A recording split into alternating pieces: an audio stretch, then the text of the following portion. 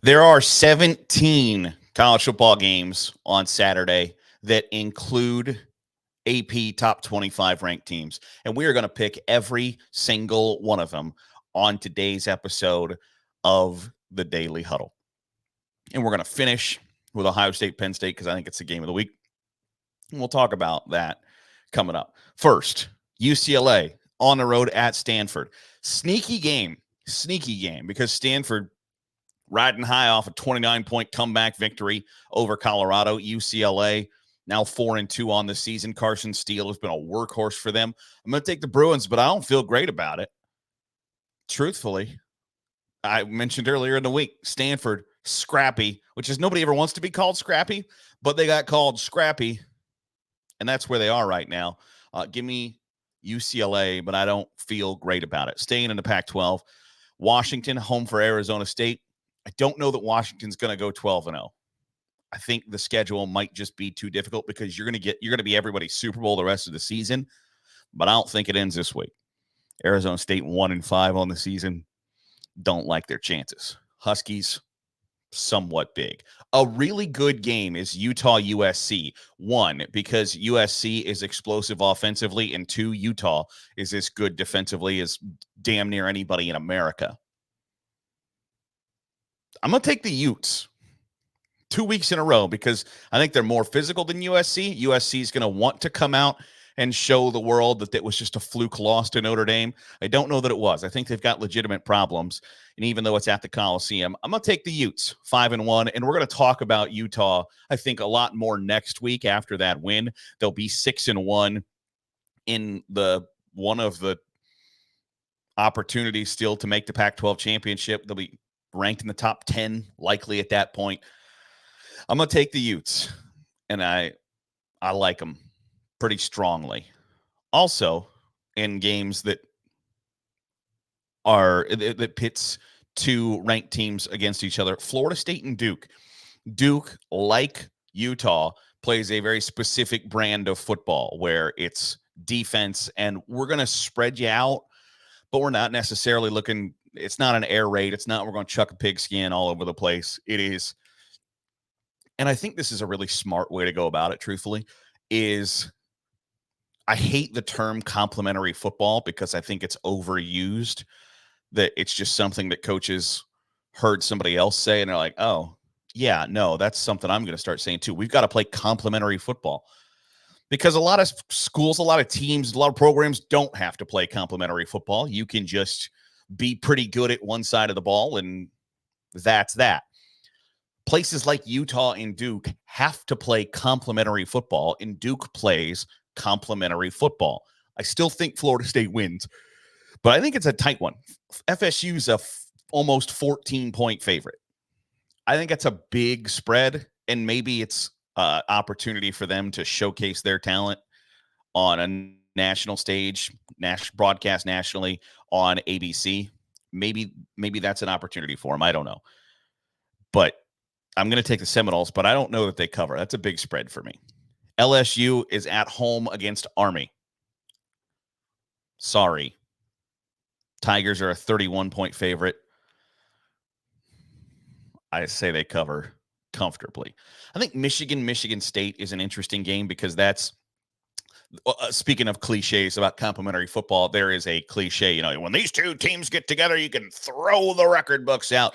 This is one of those games where that's legitimately true, where if Michigan is not 100% dialed in, because Michigan State, this is their Super Bowl for the rest of the season. Maybe if you're looking forward to them playing Penn State, and depending on what Penn State does this weekend, that could be a really big game on Black Friday. But other than that, this is it for Michigan State.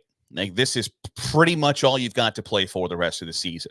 So if Michigan is not 100% prepared, that's a game that they could trip up on. But I think they're going to be prepared. To his credit, Jim Harbaugh has had Michigan playing to their own standards so far this year. They have not played down really to any competition just yet. They have played to their standard, and it has worked tremendously for them. So give me the Wolverines. 24 is a pretty big number because Michigan State's not great, but I'll say that Michigan handles business, and the over-under is 48. That seems like a low over-under when Michigan has been just steamrolling opponents, and Michigan State hasn't played all that well. Ole Miss is at Auburn. Rebs are 5-1. Auburn's 3-3, and they got quarterback issues. That's an easy one for me. Give me Ole Miss. North Carolina is home for Virginia. Another easy one. I think North Carolina is 6-0 and number 10 in the country just because they've got a 0 in the win-loss column. I don't know how good they are. I know that Virginia's not good. Another easy one. Texas is on the road at Houston. Number 8 ranked Texas, 5-1. It's the only time that Houston is going to get Texas at home. I don't think they capitalize. I think Texas is still one of the best teams in the country despite losing to Oklahoma. I don't think they match up really well with the Sooners, but I still think they are really, really, really good and still have a path to the college football playoff. Give me the Longhorns big over Houston. Iowa is on 3:30. They're playing 3:30 on NBC. They're taking on Minnesota. Iowa might finish 11-1 and have to fire their offensive coordinator because they couldn't score 25 points a game.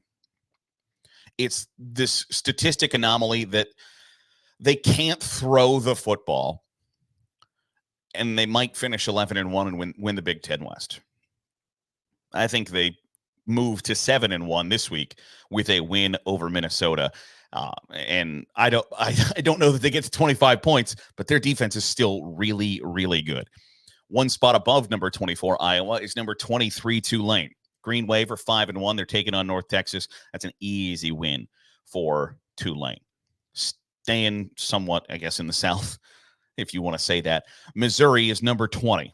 They've got one loss, and they're taking on South Carolina. This is a teetering game.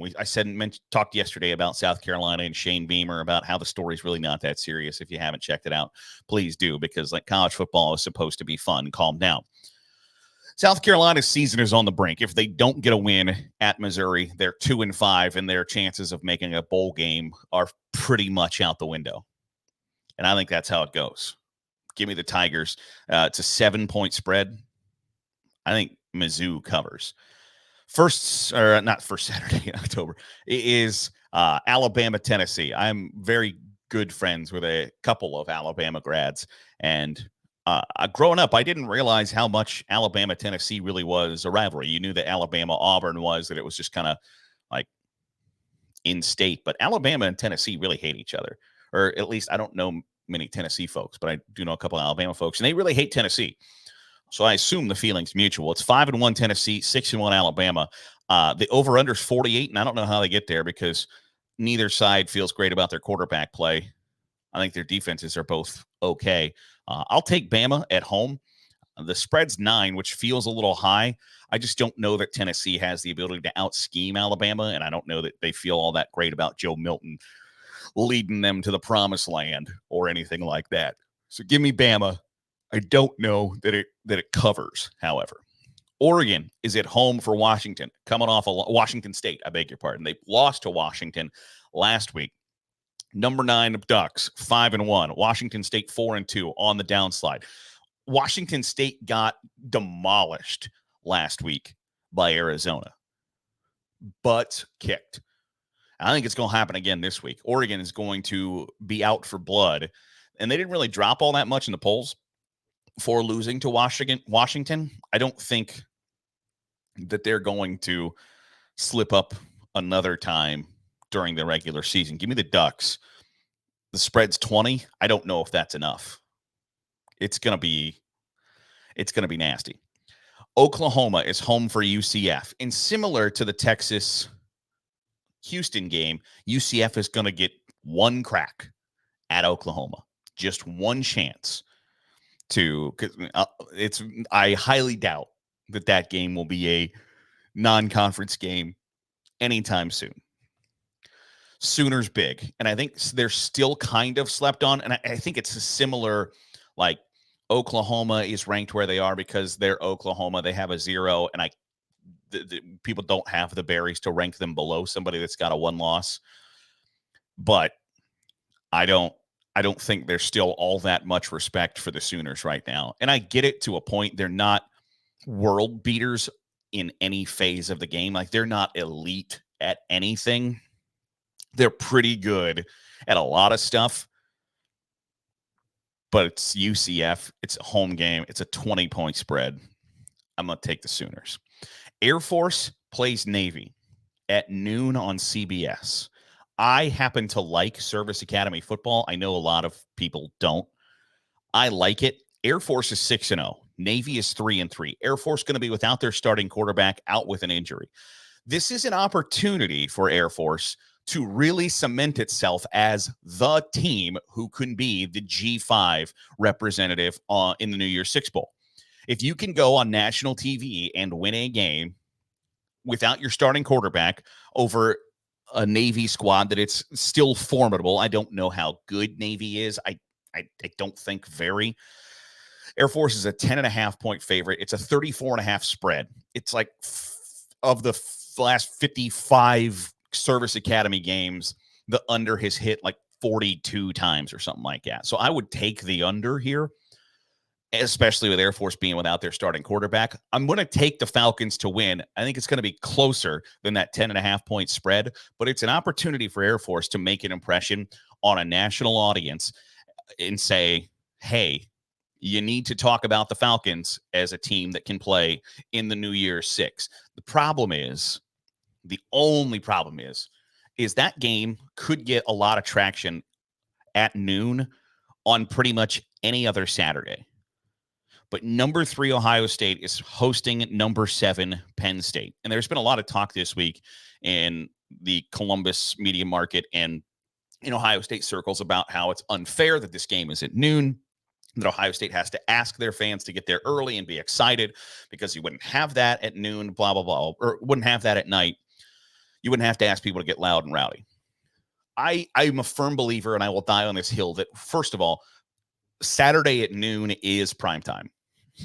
There's Fox Big Noon Kickoff has been the number 1 rated college football window for the last 2 years.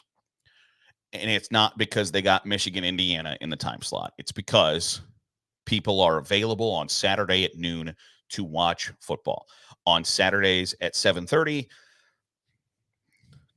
I love my wife. I adore spending time with her, but sometimes she's not into still watching football at 7:30 till 11 on Saturday nights. But at noon, I can get away with that. I realize that's anecdotal, but it's the truth.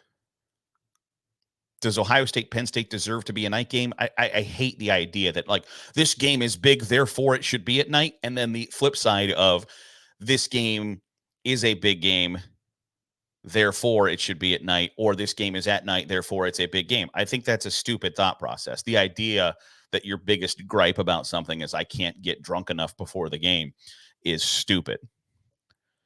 Should it be a night game? Maybe, probably, if that's your theory. I don't subscribe to that theory. I think Ohio State, Penn State, when they're both 6-0, one is ranked 7th, one is ranked 3. If you played that game at 8:20 a.m., it's still a really, really big game. And if you played it at 8:28 p.m., it's still a really big game. It doesn't get bigger depending on what time the game is played. I just don't agree with that thought process. But nonetheless, the game is a big one. I don't know how much of a college football playoff eliminator the game is.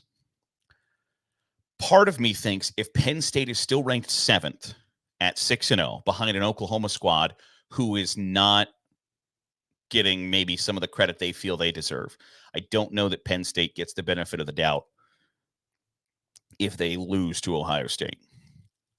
Both sides still have to play Michigan, and it's going to have an opportunity to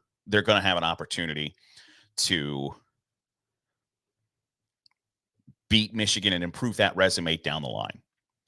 But I don't know if Penn State loses this game that they have the same opportunity to catapult themselves back into the college football playoff conversation like Ohio State does. They just get that benefit of the doubt for being a perennial Big Ten championship contender and having the opportunity to still play Michigan and being a national title winner in the last 10 years. Like Penn State just doesn't get that benefit of the doubt. And I think they're still really good. It's going to be Ohio State's 4.5 point favorite right now. And that feels right to me. One, it's at home. Two, a little bit more experienced. Penn State has been really impressive at times this season. I'm going to take Ohio State, and I don't know what I think about the spread. I don't know if I think they cover 4.5. I think maybe they do. And Penn State, up until the last 2 years, has, under James Franklin, has played Ohio State as tough as anybody. There are a couple of 1-point losses. There's the overtime win an overtime loss, the win a few years ago after the blocked field goal that was returned for a touchdown, and Ohio State still went to the college football playoff, even though Penn State won the Big Ten. Penn State has played Ohio State as tough as anybody. James Franklin has done a really good job of getting them set and ready to play Ohio State. I just don't think they have quite enough to get over the hump. I think it's close. I think the over-under is 45.5. I think they get close to it. I think those are two really good numbers. But give me Ohio State. I don't know about the spread, and I'm not smart enough or good enough, and I don't bet my money, let alone your money. So I'm not telling you what to do gambling-wise. I'm just telling you my gut says Ohio State wins that game. Close. So that's the look at the top 25 games this week. We'll have our Sunday stock report and the Sunday Stiff Arm Trophy when we return. It's going to be when we return on Sunday. It's going to be a great college football weekend. Really looking forward to chatting with you about it on the old tweet machine. Tweet me at Garrett Searight and at Saturday Glory, Saturday_Glory.